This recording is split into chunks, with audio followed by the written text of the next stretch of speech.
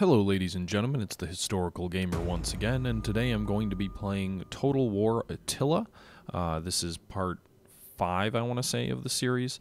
In our last video, we won our first major victory in which we actually played the battle out. We crushed the Visigoth army under Alaric the First, who was historically able to terrorize Greece and then march on Rome, not taking Rome but doing serious damage to northern Italy. History did not quite repeat itself. He did definitely ravage Greece for about a year, but in early 396 we stepped in and absolutely obliterated half of the entire Visigothic Empire, or Visigothic horde, or whatever you want to call them. We destroyed half of their entire army and made peace with the other half, which is now in the process of pulling out of our lands. You can see there one of our objectives, one of our minor objectives, was to achieve codification of laws research, and we also succeeded in doing that. So we should get a monetary bonus when this season ends 4 years from now. The victory in the west against the Visigoths and also crushing of the Japads a couple of turns ago means that the Balkans are finally stabilizing, at least somewhat, from enemy raids. The northern Balkans are still definitely near the Danube, are still a risky proposition, but we've certainly turned the tide that is on the enemy hordes. The Alahans are the next threat, which are moving south toward Constantinople, but we've been able to get in front of them with our own force to basically hopefully intercept them, while some of these armies here, the Goths for example, are in the process of pulling out because of their peace treaty with us. We probably could have wiped the Visigoths out, but that would have meant not responding to the Alahani raid to Constantinople. So I will say that was a pretty awesome way that all happened. It seemed very realistic to me.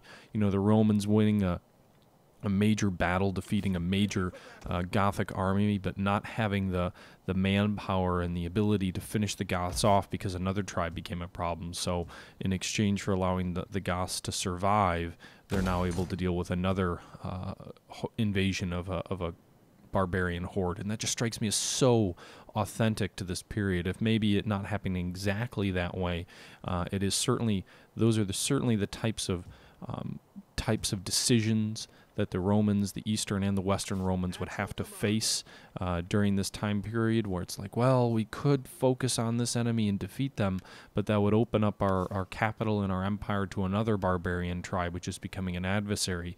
And often those types of relationships are what help drive the Romans into alliances, because you just defeated the Visigoths, but they have a very strong army still. You've destroyed half their entire army. They've got a very strong army left.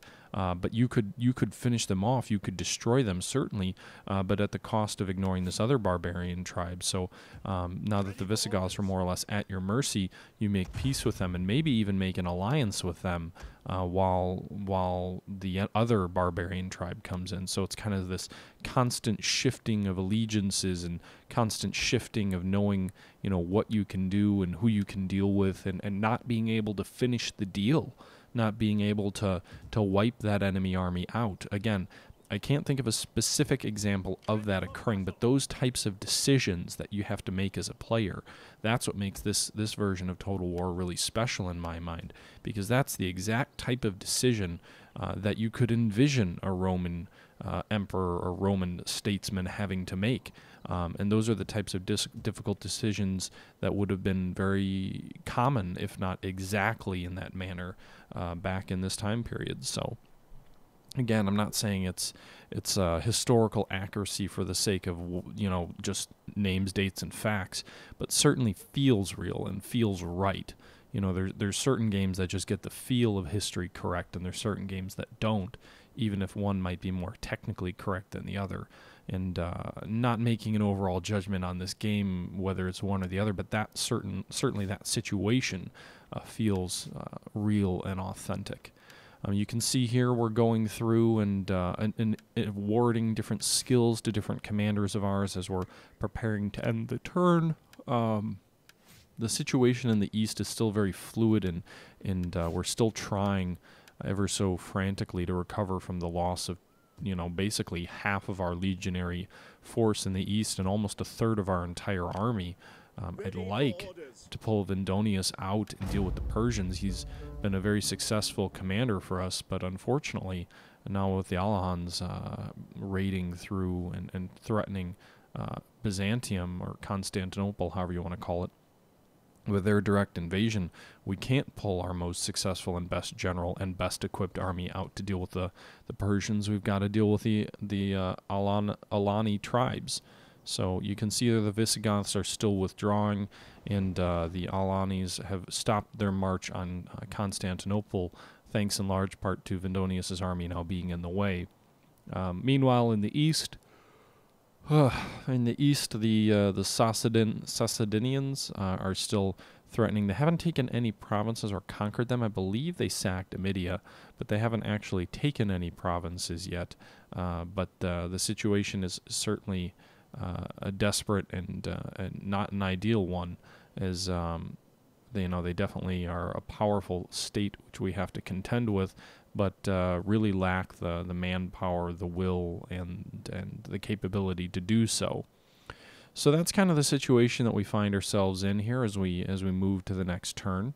And not much happened that turn, but it was nice. It gave me an opportunity to provide a brief overview there. You can see the Azigas also passed through our territory. We got a notice saying basically that they were violating our sovereignty last turn, but we didn't do anything about it just because I didn't have the manpower. Vindonius is a great, strong, powerful army, but we've only got one of him, so that's kind of where we find ourselves at the start of this next turn here.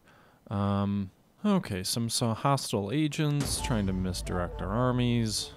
Enemy agents are trying to encourage dissent, but I really don't have any time to deal with that. Our 11th Legion and 4th Legion and 3rd Legions are all suffering dissent, largely because we had a food and cash shortage last turn. We have managed to stop that and balance our budget. Meanwhile, we got an objective to take a port, which would be nice, but at this point, taking a city all the way on the other end of the world, in the east especially, where we've just lost 2 of our 4 legions that were based out there, it seems a little bit dubious and unlikely to occur. Meanwhile, Vindonius is still our best general. He's a military count, but his loyalty is only a 6. I think I'm going to make this Egyptian guy a military count if I can. His loyalty is unquestioned at 10 out of 10. Our Dominion has fallen a bit. Our power control's down a bit. I think our control is the same, but Dominion, whatever that represents, I'm not sure I quite fully understand yet all the different little intricacies of the game's mechanics for control and politics, although they are interesting to me. That's something that I feel like the Total War series has always really kind of lagged behind and struggled at. So it's nice to see that it's definitely getting some kind of a reboot or reimagining or reattention to or what have you. Meanwhile, we're going to move out against the Alans, who they fell back from Constantinople a bit. We can't quite reach them, it looks like, but hopefully Vindonius can recover most of his casualties that he lost through the attrition and fight a decisive battle against them. Next turn, we've stabilized our food situation as well, and unseasonal conditions, hidden agent, we already looked at that, I believe. So, yeah, all in all, kind of an uneventful turn. It looks like Thessalonia may be about to revolt. Hopefully we can get things under control there, but we really don't have cash or anything like that to try and fix the situation. So I think I'm just going to have to kind of watch it. It looks like tons and tons of corruption in the region. Definitely part of what's holding us back here. All right, now I'm going to change topics here just briefly anyway, while I'm kind of scrolling through the different screens. Real quick, just wanted to mention a website that I think a lot of you might enjoy checking out. I know I had mentioned looking into doing a podcast and kind of talking about, international relations, conflicts, modern-day conflicts, and other things like that. I'm still hoping to do that. There have been some real-life challenges that have come up that have made it difficult to find the time. School is taking up a lot more time this semester. One of the guy was going to do the partnership with Belugan from Belugan campaign got taken on by the Warfare Sims devs and is now working his primary job as well as helping to code a game, as well as he recently moved. So, you know, it's something that's still that we both want to do, but it's taking kind of a back burner. But in doing some research for different topics and different kind of issues going on in the world, I just thought I'd throw a site out there that I read fairly regularly. I wouldn't say every day, but I enjoy reading it a bit. It's called War on the Rocks, and the game is a game. Good Lord, I've been playing too many games. The site is a site dedicated to strategy, international relations, foreign affairs, and kind of military conflicts type thing. It's got an interesting kind of hook in that the site claims to only take writers who have either had combat experience, are military veterans, or are published in peer-reviewed journals. So basically, most likely in most cases, kind of professors of some sort. Basically, only publishes people who are of very high report. The senior editor is working on his PhD and spent some time in Afghanistan, although kind of there as a civilian, and one of the other kind of co-senior editors, I guess, or not editor-in-chief, but like kind of the next level up as a military veteran himself. So it's an interesting site. It's pretty accessible in terms of the content that they put out. They make a very big focus on writing so that, you know, as many people as are interested can understand. It's not, you know, all this crazy mumbo jumbo and jargon that makes it impossible to understand. So it's kind of designed to be serious strategic thought while also being accessible. So I recommend you check that out if it sounds interesting, or if the podcast idea was interesting to you. Again, the site is called War on the Rocks. It's at warontherocks.com. Not getting paid anything to say this. They don't even know who I am. But it is something worth checking out. If you do go there, you might get a link pop up talking about how they're expanding. Don't worry about that. I mean, they don't generally have obtrusive ads or things like that. In fact, I'm on the site right now on my other monitor, and I don't see any advertisements at all that I can see. The only thing is when you do go to the website right now, and probably for the next month or so, you do get a pop-up that asks if you want to support their Indiegogo. You don't have to do that. I'm not suggesting that. You know, I did support it, but again, my point is not to try and promote their Indiegogo. That's just kind of something that they're doing right now for the next month or so. So you will get that pop-up when you go to the site. But otherwise, they pretty much don't seem to run ads, although they do have a little tab for advertisements. It doesn't seem like they run ads, or if they do, they're very, very subtle. Other than the banner ads on the side, like I said, promoting their Indiegogo, which makes sense because they're trying to raise funds to expand the site, maybe get some part-time employees there, with the main guy is working on his PhD, but if it pays his bills, it's not like they've got a big staff. Although they do have quite a few very high qualified people who contribute, including, what's his name? They mention him in their Indiegogo video, which is actually pretty funny and pretty well done. But basically, he at one time was the commander of all Allied forces in Europe. Admiral Stavridis is his name. So yeah, maybe I'll throw a link in the description to War on the Rocks. Maybe I'll throw it to their Indiegogo, but again, not suggesting that you support them. If you do, though, you should know they're using a flexible funding approach for Indiegogo, which means if you do put any money toward it, they instantly charge you. It's not like Kickstarter where you have to hit your goal before anyone loses their money. You immediately are charged the money that you put forward to the Indiegogo. So even if they don't hit their goal, they still get whatever people put forward. And so far, it's off to a pretty good start. But again, not the point of this video, just about a 5-minute diversion, something that I thought my viewers might enjoy, because I know I do. Anyway, back to the game here. You can see that, and like I said, I'm in no way getting paid, promoted, or encouraged in any way to promote the site. It's something I honestly enjoy. Again, the publishers of the site don't even know who I am. I highly doubt, while I love all the support you guys get me, I'm pretty certain the site gets way more views on a daily basis than any one of my YouTube videos does. Although my channel's been pulling some pretty respectable views lately. I think I've got, like, the last couple of days I've had around 2,000 views a day, which is, it's not PewDiePie numbers, but they're certainly numbers that I'm pleased with and are kind of among the best that I've been able to sustain at kind of a sustainable level. Meanwhile, I'm getting my archer horse or whatever killed, or my horse is killed because I thought it was a archer group, but in fact it's not. So there's that. Making probably a really stupid decision here, attacking this enemy army that's in a fortress just outside of, is it Amidia, I believe, where they're besieging our troops. So this is likely to end in a disaster. We do slightly outnumber them, but they're in incredibly strong defensive positions. So unless they decide to come out and fight us, we're going to have to go against watchtowers and walls and spearmen guarding the only entrance. So all in all, this is not looking so good. This is probably an absolutely terrible decision to make. Yeah.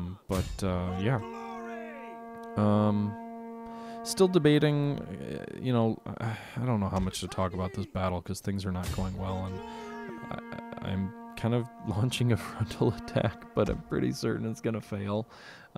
It's going to be all 300-like with a very narrow front that we can attack at any one point. They just throw spearmen in there, and then it'll become a bloody mess. So, well, I'm pretty certain this is going to end in disaster. You can enjoy the disaster and watch it, I suppose. But, man, where was I going with that? I don't even remember what I was going to say next. That's how professional and well thought out I am. Yeah, so I guess regarding the podcast, I know I had mentioned that we were going to do it. Definitely something we still both want to do, Belugan campaign and myself, but not something that I can really say when that's going to happen. Originally, we had planned to have our first video by March. You know, Belugan was available one day. We agreed we'd meet, and then something came up where I couldn't meet. Next day, he had said he'd come, and we'd meet up and we'd do something, and he was gonna meet up with me on Skype, and that ended up falling through. And to be honest, with where both of us are in real life right now, it's kind of hard to envision that occurring in any more than maybe a once a month type deal, if even. So, you know, once a month would be nice, and if we could commit to it and get it to actually happen, we would definitely do it. At this point, there's just so many things going on.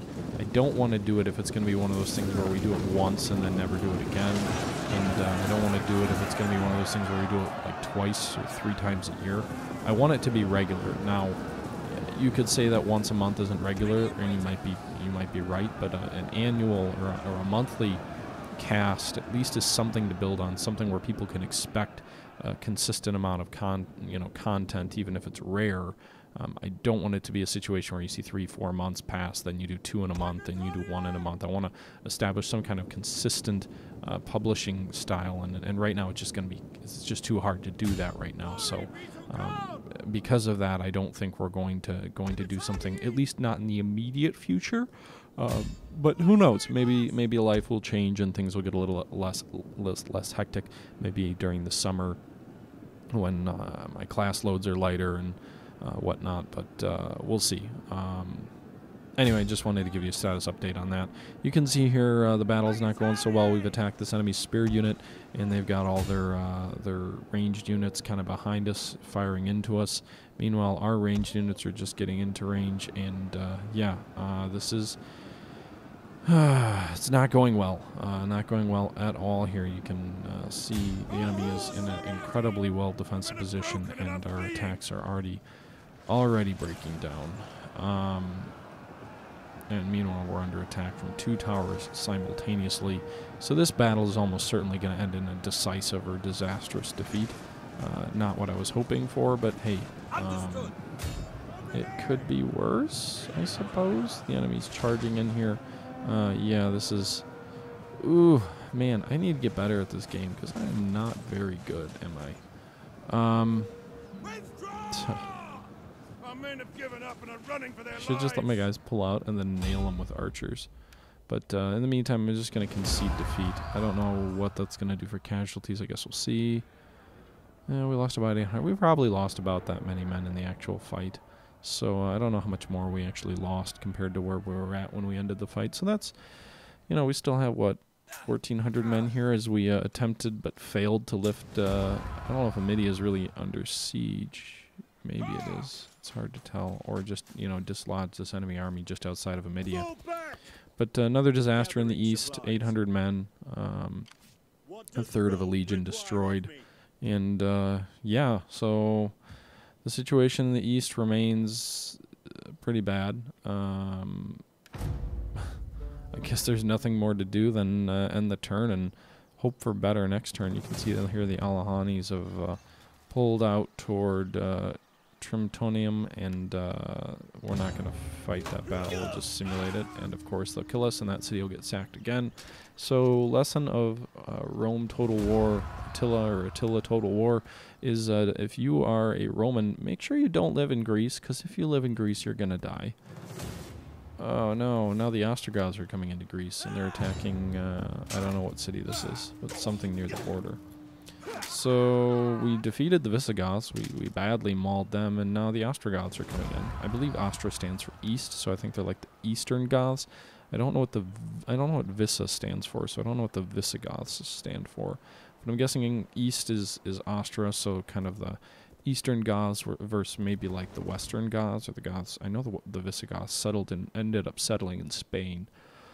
So, anyway. You can see here the enemy is moving more and more troops into our territory. We can't retreat, and we're outnumbered more than 2 to 1. We could fight the battle and try and inflict as many casualties on them as possible. But, yeah, I don't want to just fight another delay action to try and inflict casualties. I'll just fight it aggressively and get my army destroyed. By the way, I know someone had commented that there's a little indicator on the right side of the screen showing how much movement points your men have left. I understand that and I get that, but just because you moved a lot doesn't mean you're going to get destroyed entirely, you know, with the entire army of yours destroyed. If an enemy army defeats you, you should still have the capability to retreat from a battle.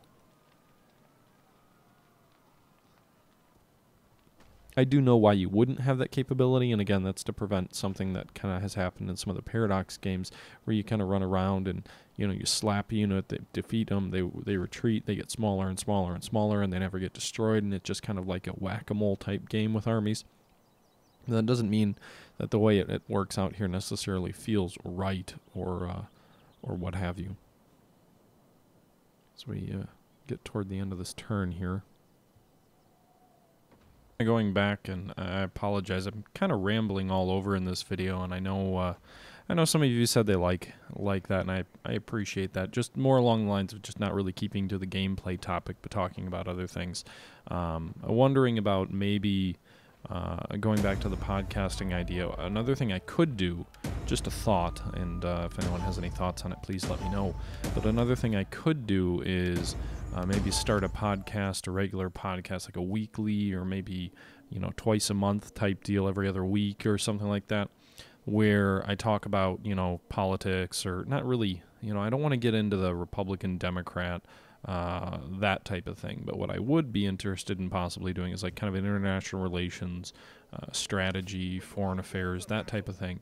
And maybe doing a podcast about those types of topics, where I talk about the topics just myself, have my own podcast, if you will, and then, you know, if Belugan can make it, you know, he can be a guest on it, and, you know, certainly can be kind of a full-fledged member of the show as well, when he has the time.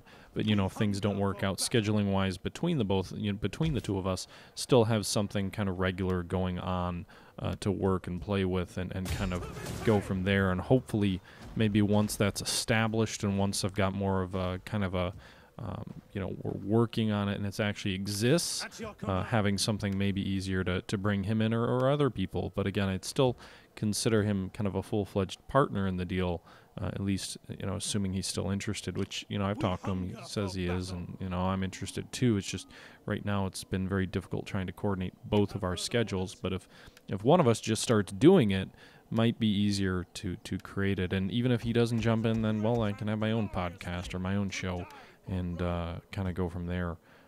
So that's another thought. I was thinking about maybe doing a separate channel for it. I don't think I'll do that. I'll just clearly label the videos as what they are, and it's not like they're going to be all that frequent. They're not going to take over the channel or anything like that. It'll be one of those things where there'd maybe be one video a week, or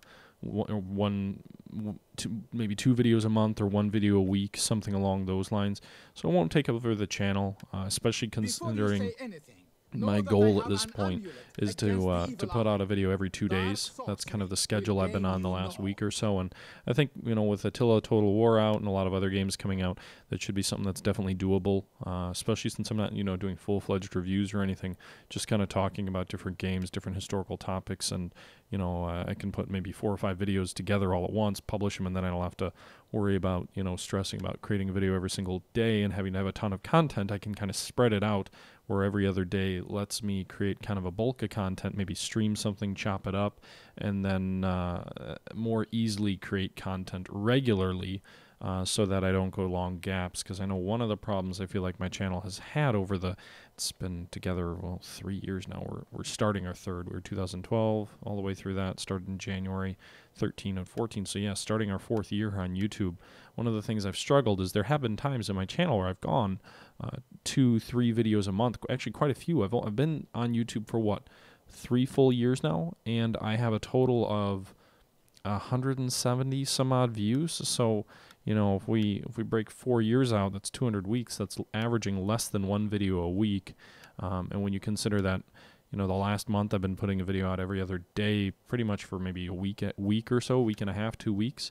And there's been other periods where I've put out, you know, 4 or 5 videos a week for a week or two straight, and then, you know, go 2-3 months without publishing anything. So that's another thing that's kind of hurt at times, kind of the sporadic nature of the content. You know, once every other day, I think, is something that should be sustainable without being too overwhelming. You know, it's 180 videos a year, though. That would be doubling my content. My 5th year would have double the content all the other 4 years put together had. Not double the content, but equal the content. So we'll see. That's my goal right now. That's what I've been kind of putting out. It seems like video views have remained pretty consistent and steady. The Total War ones have dropped off a bit lately, but I'm still getting a lot of engagement from you guys. So that tells me you guys are still enjoying it. It's just, let's face it, I'm not a Total War channel. I do a lot of other things. I've never really done much in the way of Total War. I'm just doing more of it right now because I really enjoy this game. I'm not going to review it. I'm not going to tell you to buy it, but I can tell you this. Total War Attila is my favorite Total War game at this point in time. It's early, you know, games often the shine kind of comes off them after a while, but Total War Attila is my favorite Total War game since all the way back with Rome Total War Barbarian Invasion. And I think that's because in my eyes, the Total War series has always been, if you look back, medieval Total War is a little bit different, actually. Medieval Total War kind of fits in the same reason that I say the barbarian games for Rome are better. But in my eyes, the Total War games are the best when you have an empire that's being, you know, thrown challenges at it, very significant challenges that it needs to kind of cope with and overcome. And the reason that I believe that's the best type of Total War game is because when you have a Total War game where your economy's broken, that leaves you a lot to do to fix it. But if you've also got massive barbarian tribes to deal with and massive challenges to deal with from incoming enemy armies, then what it allows you to do is it allows you to some extent get around the weak nature of the AI. You know, I know someone commented on one of my other videos saying that they were disappointed that Total War Attila still had kind of mosh pit battles. And one thing is worth mentioning, you know, some battles in this age would devolve into a mosh pit. You know, look at a lot of documentaries that are about those types of battles. You know, these are not Rome in its finest hour. These are not Alexander the Great. These are not tactic battles. And let's face it, you know, in this age, that's just kind of the way battles were fought. So, you know, these aren't highly organized armies. These are war bands crashing into each other in a decaying state with losing disciplinary armies, very, very disorganized army organizations, some barbarians, some not. And it's a very, very kind of complex nature of warfare in this time. So that, in some sense, is realistic. But then if you say, well, the AI is crap, so the game sucks, well, let's face it, you guys. Computers are only so powerful. And I can tell you for a fact, I'm not a coder or a programmer, but I work, you know, I'm part of the Scourge of War testing team, and it's no secret. it takes lots of processing power to have a very good AI. So it takes lots of computer resources to have a very good AI.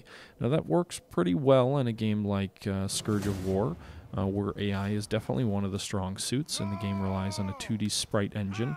Well, not 2D engine, but it relies on a 2D sprite setup for its graphics, which works fine. But when you start trying to do what Total War does, where you want to have 3D modeled images, increasingly with more and more units on the map, 2, 3, 4, 5, 10,000 sprites on the map, all rendered in absolutely picture-perfect detail, because, a large percentage of the market of people who are buying Total War games are buying it for the graphics. So you've got that graphics element that has to be there for a Total War game to be what it is, for a Total War game to sell to the audience it wants to sell to. You've got to have top-of-the-line graphics for that game. But if you're trying to throw that many sprites, that many 3D images out there with absolute top-of-the-line, picture-perfect graphics, and you're trying to design an AI, your CPU just can only handle so much. It can only process so many AI cycles. It can only process so many, individual soldiers on the map, while also allowing those soldiers to fight competently. So, what the Total War series has traditionally done is it has gone with the graphics route, where it focuses on making sure things are pretty and just kind of having a baseline AI that's competent enough that if you give it a big numerical advantage, it will do well. And it certainly has against me in these battles, so maybe I'm just a terrible fighter. So essentially what you've got to do is, if you're going to have a game as pretty as Total War, you're never going to have an amazing, groundbreaking AI with it, unless you're going to have your computer requirements, or the requirements of the people who play your game, be so absolutely ridiculous that you need like a supercomputer to play the game, and that's just not realistic. Not if you're trying to sell a game. Maybe if you're trying to sell a simulation to the army, that'll get you somewhere. But if you're trying to sell a game to thousands and thousands and tens of thousands and 100,000s of people, you're not going to be able to have one of the best looking games out there, as well as one of the best AIs out there. It doesn't mean that it's an excuse for the AI to be bad, but it is a design decision that developers have to make. Especially when frame rates are under consideration as well. These days so many people are so focused on, can I get 60 frames per second, and 30, anything lower is considered a failure. Well, if that's the direction that the industry's going, that's fine, but because that's what people want, that's their taste and preferences. But realize, computers are not yet to the point where you can have 60 frames per second, the best graphics in the world, and also the best AI ever, just as good as a human. That's just not, you're not going to get all that, unless you're going to have, like I said, a supercomputer, and then you're not going to sell hundreds of thousands of copies if you're requiring people to have a supercomputer. So just something worth considering. But I forget what the point was of what I was saying now at this point. I kind of lost track of where I was at. Yeah, I can't really remember. But I did simulate that one battle against that barbarian army out east. Vendonius won that battle. And now we are fighting another battle here in Anatolia, just across from Constantinople. You can see there that we fought a battle. It's considered a Pyrrhic victory. So we did defeat the enemy, but we lost incredibly heavy casualties. What we can do is we can take on the enemy warriors to regain recruitment faster than the enemy, and hopefully we can move in and finish off what's left of the enemy army. Although, if it's a Pyrrhic victory, theoretically we shouldn't be able to win this battle. It does look, despite taking as many casualties as we did, our odds are far better, and we should be able to finish off this Alani tribe, and we did. We put a dagger right through his mouth. So there you go. We just defeated a full stack of Alani warriors. We did lose a huge number of soldiers in the process, but it was a victory as well, destroying an entire enemy stack, just as we did with the Visigoths. So things in the Balkans are turning around. The Ostrogoths did come in, but they withdrew the second that they came in, and the Alanis now have lost an entire army stack as well. We can try and pursue a peace treaty. We'll see if nope, they're going to reject that. So the Alans are definitely more powerful than the Visigoths were. I believe the Visigoths were down to just one army, and that's why they made peace. The Alans might have 2 or 3 more, I'm not sure. But either way, we destroyed that. So the Balkans, again, still not terribly peaceful, but certainly more peaceful than other regions in our empire. And, oh, I remember what I was talking about before I got sidetracked. I was talking about the... Oh, my goodness, I can't remember now. What is my problem? I should really be editing this video, shouldn't I? I shouldn't let you hear how much I'm losing track and just kind of ad-libbing my way through this video. What? Oh yeah, I was sorry about that. I remember now. I was talking about what I think makes, you know, what the best Total War game is, or not the best game, but what are the strengths of the game? What will give you the best Total War game? And I think the barbarian invasion route, with big established empires and small horde empires that are threatening them, is the best way to get a really good Total War game. I think the way that the game's designed, the way that the campaign works, the way that the battles work, the way that the AI works, I think it is all suited to give you the best possible experience if you fight that game out in a situation like this, where you've got a couple of very large empires being challenged by small ones. I don't think the game is ideally suited toward the Rome 1 style or the Rome Total War 2 style, where you have a very small kingdom with a bunch of other very small kingdoms all trying to build themselves up and make themselves into superpowers. I don't think that route is ideal for the Rome Total War setup. That's my own personal opinion, but I don't think the game works as well in that sort of a situation. Again, when you have small kingdoms trying to build themselves into empires, as it does work when you have a couple of empires that are have flaws or weaknesses in them that are leading to their downfall at the hand of enemy armies. And I really think, again, like I said, that is the strength of the Total War games, and I think that's the way you make the best Total War game. And I think if you look at Barbarian Invasion as the expansion to Rome Total War 1, and you look at Total War Attila and what makes that game very, very compelling, I think you'll see the same thing. I also think that it's similarly the case with Napoleon Total War, the add-on to Empire. In Empire, again, you're building global empires with the major European powers. In Napoleon, while you are building the French Empire up, you're dealing with largely backwards empires trying and struggling to resist against Napoleon's rise. So I really think that's a very different nature than the regular Rome games, where you're building something out of nothing, or the Empire games where you're really building something out of just a bunch of other empires which are nothing as well. So yeah, I think the nation building is less ideal for Rome, but maybe I'll actually make a whole video about that, about the reasons I think that the game works best that way. It might be something that would be an interesting topic, especially as we get later into this game, and talking about the same things over and over, and my strategy over and over again may not necessarily be as interesting for you guys. But anyway, that's just about going to do it for this video here. We're closing in on 38 minutes, so I think I'll go ahead and cut this video off here. Overall, a pretty mediocre turn, some setbacks in the east, success in the west. But again, that's going to end it. I appreciate you for tuning in. Until next time, this is the Historical Gamer saying thank you for watching, and I'm out.